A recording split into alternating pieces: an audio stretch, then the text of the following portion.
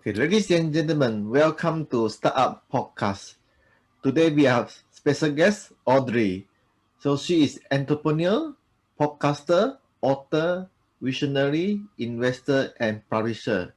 So he have helped a lot of women entrepreneurs to turn their big idea into a business, then help them create a strategic marketing plan that will help them to grow their business.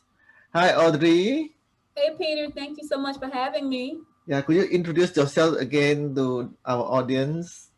Sure, no problem. So, my name is Audrey Bell-Kearney, and I reside in Metro Atlanta, Georgia, in the United States.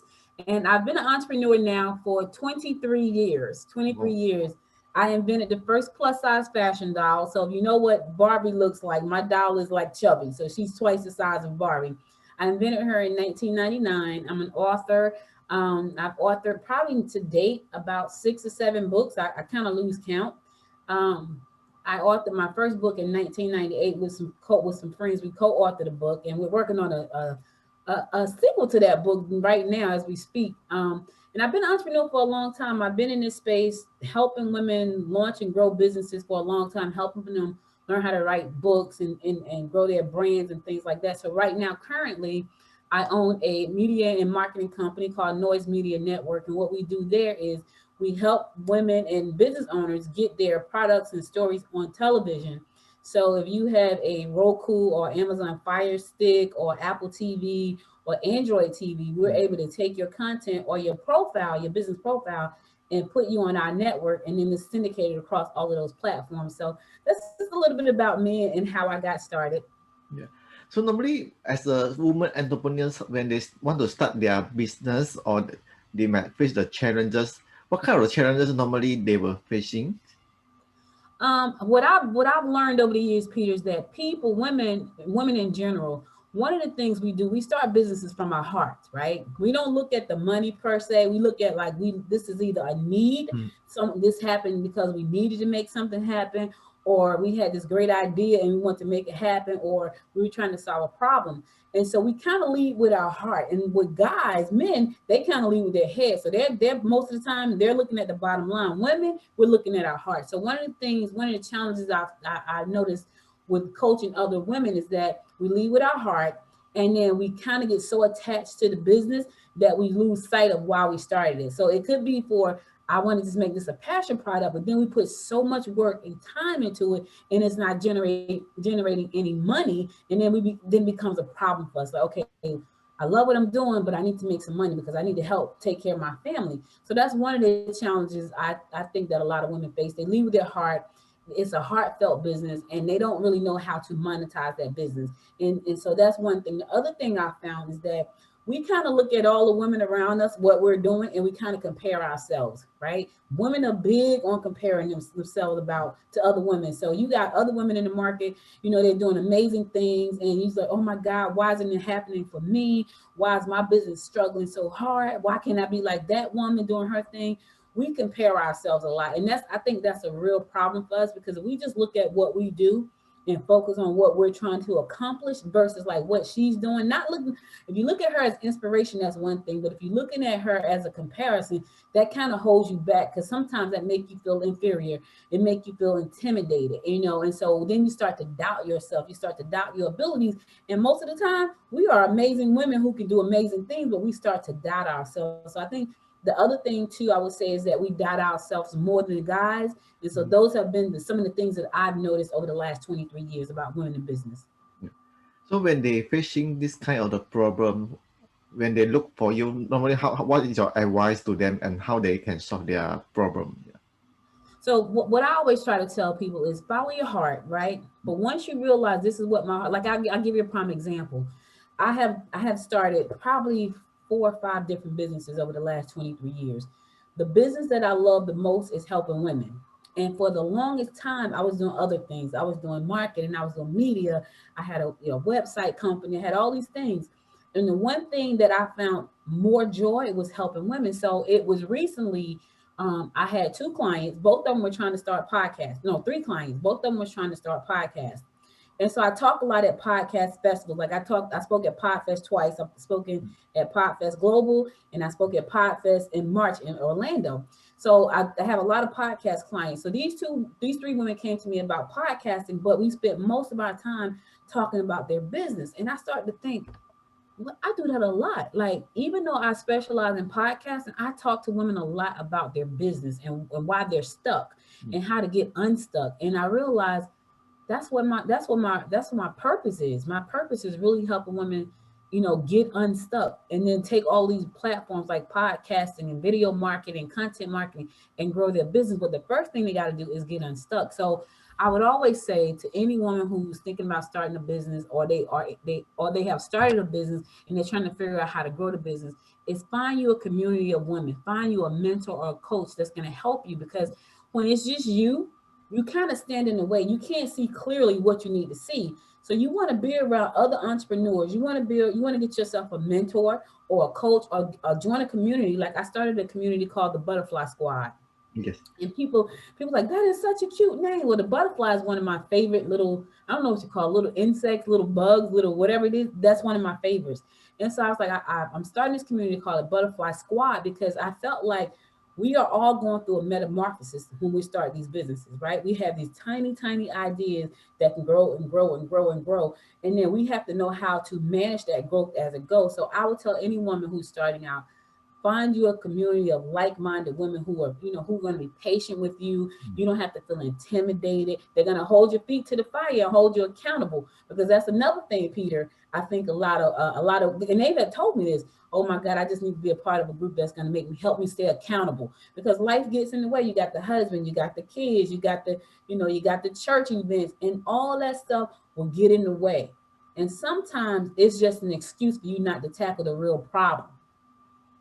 I got to take care of kids. I got to take care of husband. I got to take care of my church duties. I got to go to work. Sometimes those are just excuses, because what you really say you want to do, you really don't like to do it. So any little tiny thing that comes into your life become a reason for you not to do the thing you say you want to do, if that makes sense.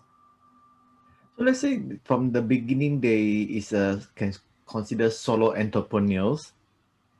So besides they look for the help of community, what kind of the strategy they can proceed to move on to become more success? One of the things I would tell you that no entrepreneur is successful by his or herself. Like, you cannot become successful by yourself. It's going to be, let me say that, I won't say you cannot. I'm going to say it's going to be a lot more challenging, right? Because you're going to need somebody to help you do something. So what I do is, there are some things that I just don't know how to do. And I go to a site called Fiverr, Fiverr.com. I love Fiverr. You can get anybody you need on Fiverr. You need a virtual assistant, you can find it on Fiverr. You need a graphic artist, you can find them on Fiverr. You need somebody to edit your podcast, you can find them on Fiverr. So if you, outside of having a community where you can go to and that's going to hold you accountable and also lift you up when you want to give up, you need a team. And you may not be able to afford a huge team at the time. You may not even be able to afford somebody on a regular basis. But let's say, for instance, for a fact you need a video editing, right? Yeah. And you can't bring on a full-time video editor. Go to Fiverr, go to Upworks, go to one of the freelancing sites and just get somebody that can edit that video just for that moment. So you want to have people that you can go to when you need things done. Here's what I will say, another thing we do.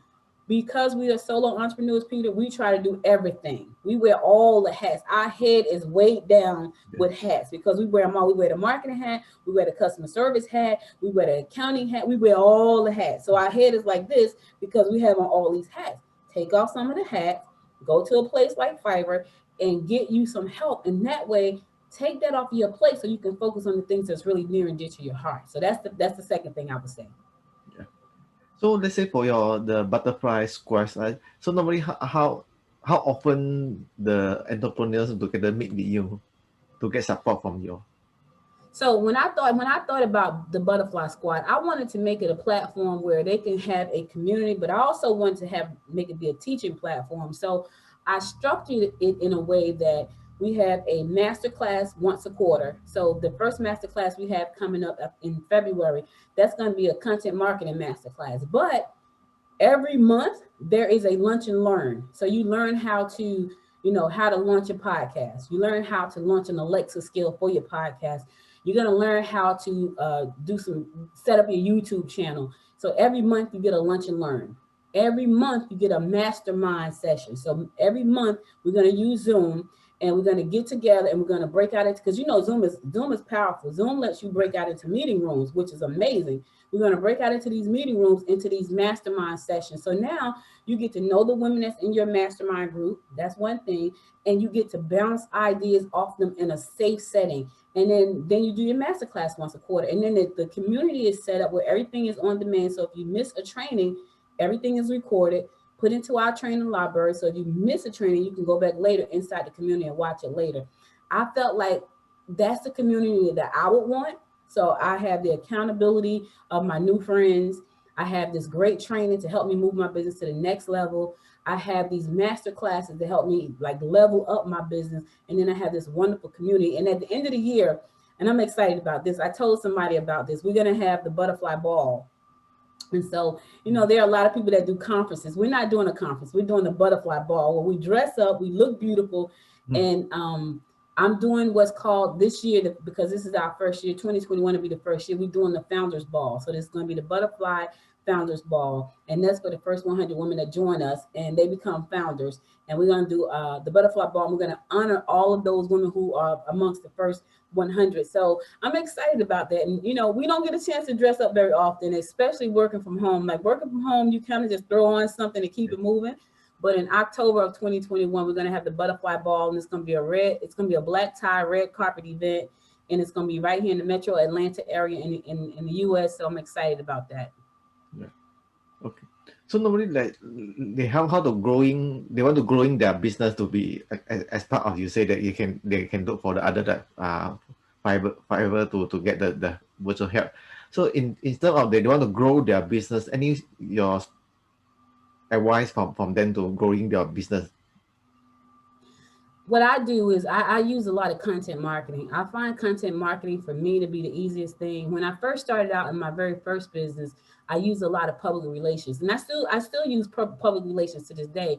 I was able to get on national TV shows and national magazines and things like that. But that doesn't necessarily relate to sales. That relates to exposure and awareness. Now that's good because that's helping you build a brand in people's minds. So when they see you in a magazine or they see you on television or on somebody's podcast like we're doing now, that's great brand exposure. So what I would say to women or anybody who's looking right now and they're thinking about, how am I going to grow my business? I would say pick 2 platforms that you like, right? I know a lot of people love Facebook. I happen not to like Facebook. It's not one of my favorite platforms. So I don't spend a lot of time on Facebook. However, I'm starting to love Instagram a whole lot. And here's why, because I can go into Instagram and put in my hashtag. So I do a podcast like you. It's called Good Morning Gwinnett. Good Morning Gwinnett is the county where I live. So I live in a county called Gwinnett County. And my show is all about my county and what's going on in the county. And I do it 4 days a week live, right? It's very easy for me to go into Instagram, post something, and put hashtag for all the towns in Gwinnett. And then all of the people in Gwinnett can see my podcast. And people reach out to me like, oh my God, I can't start my morning without listening to Good Morning Gwinnett. So I would say pick 2 platforms that you love and then learn everything about those platforms. And once you know enough and your company starts to grow, then you can pass it off to somebody else, right? So if Instagram, and then you may not be the person that say, you know what, I can't do 2 platforms. Pick 1 platform. It's so many platforms out there, Peter, you will get lost in the sauce. So my platforms of choice is Instagram and YouTube. Those are my platforms of choice. Now, my biggest following is on LinkedIn. Like my biggest following, I have like almost 6,000 followers or friends on LinkedIn. But when it comes to marketing, what I'm doing, my audience is on Instagram, if that makes sense. So I would say pick the 2 platforms where your audience is. And here's the thing. I know my audience is there because I went over there and I hashtag, like a lot of my clients are 45 and above, right? I know that. I know she's 45 and above because those are the people who come to me and say, Audrey, I need help. Now, there are younger people too, but most of my clients are in that range, right? So I go there and I type in hashtag women entrepreneurs 45 plus, and all thousands and thousands of women pop up. So I know when I get ready to go post something, I use hashtag women entrepreneurs 45 plus, and that post is going to go to those women. So I would say pick the platform that resonates with you. It may be Facebook. For me, it's not Facebook.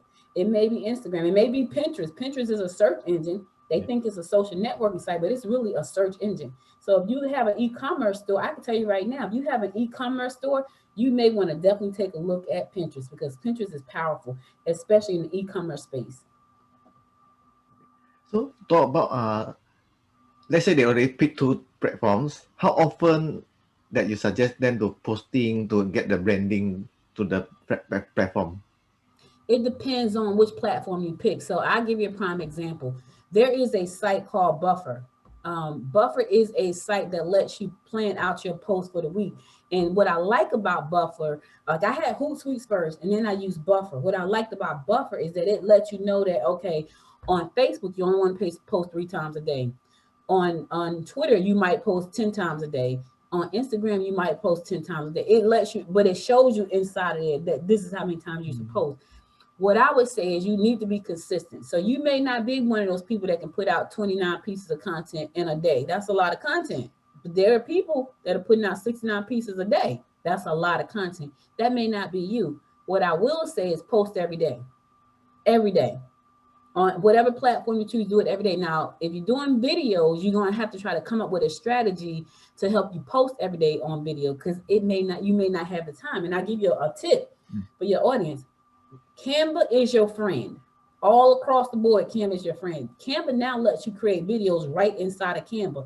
You could go in there and pop in a cute video in Canva and post it right to YouTube. It's amazing. And so if you're thinking about, man, I don't feel like getting on camera, I don't feel like putting on lipstick, and no, I don't want to do my hair, go to Canva, make you a cute little video and drop it in there. And it may be a nice saying, like, every morning on my podcast, when I get ready to close it out, I give a word of inspiration for the day. I could take that same word of inspiration, go to Canva, type it in, add a song to it, add a cute video behind it that I'm not even in, and post it to YouTube. That's a video a day.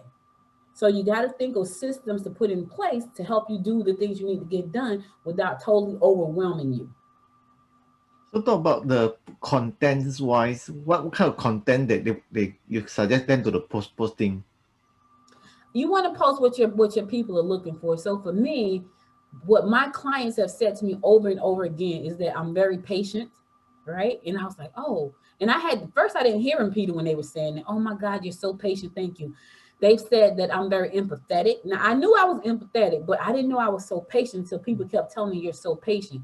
So I know when I listen to that, they have talked to other people who were not patient with them, because a lot of my clients aren't tech savvy. Me, on the other hand, I'm like into AI and AR and VR, all this tech stuff. And they're like, oh, we have no idea what you're talking about. Like right now, after I get finished talking to you, I have a meeting with the augmented reality CEO. So, I'm that person, but I'm patient with showing them how to do that. So I was told that I was patient. And so I try to do content based on what they're doing. Like if they're stuck, I write an article, I do a video about being unstuck, right? If they feel like, I'm too old to start a business, I'll tell them about Ariana Huffington, who started her business when she was like 51 or something. And now look at Huffington Post today. So that's the kind of content I put out.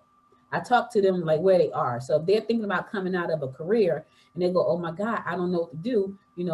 I won't have a steady paycheck. You surely won't, not as an entrepreneur, not out the gate. So if you think you're gonna have a steady stream of money, think again. And so I have to be very clear to a lot of people, like, listen, you coming out the gate starting a business, you need to have a cushion. And now you can run the business without stressing. So I talk about things like that. Okay. So currently it's a year end already. So what is your plan for next year? So my plan for next year. So one of the plans I have is to use augmented reality with my blog, with my podcast. I'm excited about that because it's going to give me, I do a solo podcast Monday through Wednesday. It's just me talking.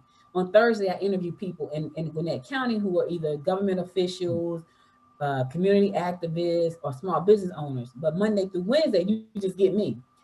I'm going to use augmented reality and smart AI to incorporate that into my business and do live video streaming. Right now, I just do regular podcasts and no video.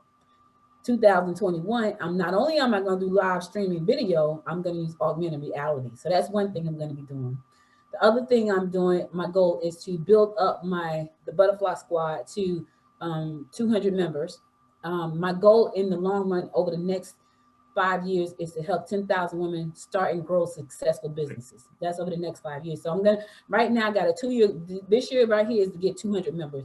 And I'm looking for my first 100 founders. So we can do the Butterfly Founders Ball in October. And I own a TV network. And so I'm looking to do more videos to put on that network, because the network is syndicated on Amazon Fire Stick and Roku and Apple TV and Android TV, and we have a mobile app and all that stuff.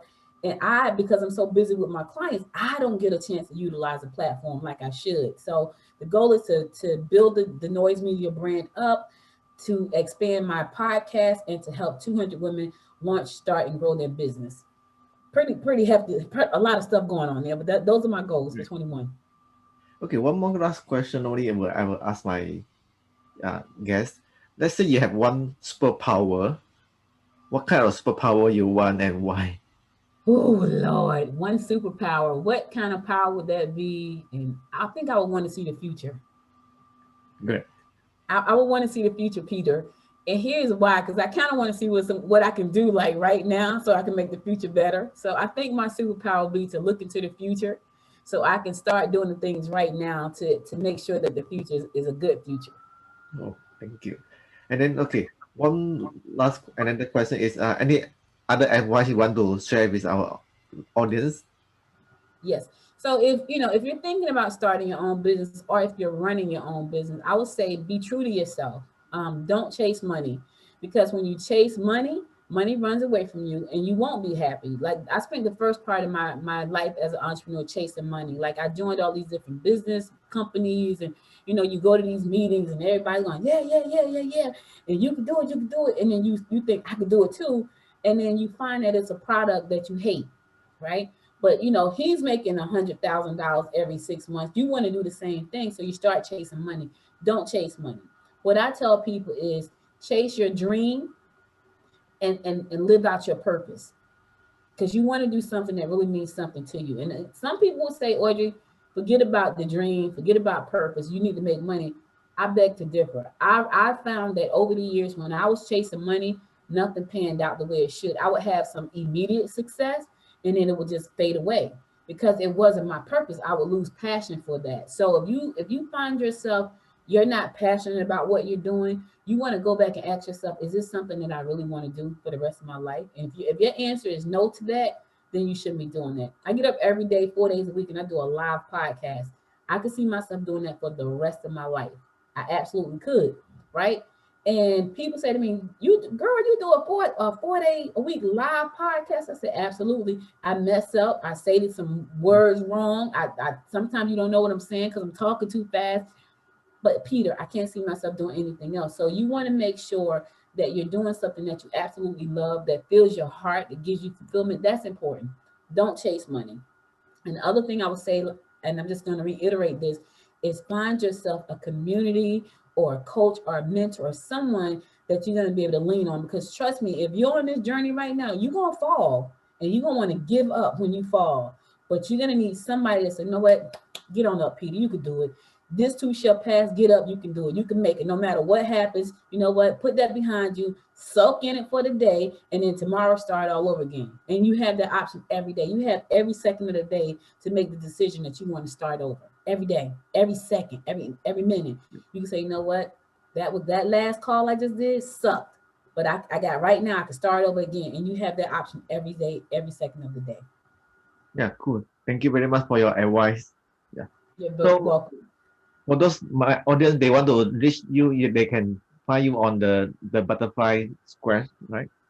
Yeah, they can go to www.thebutterflysquad.biz, B-I-Z, thebutterflysquad.biz.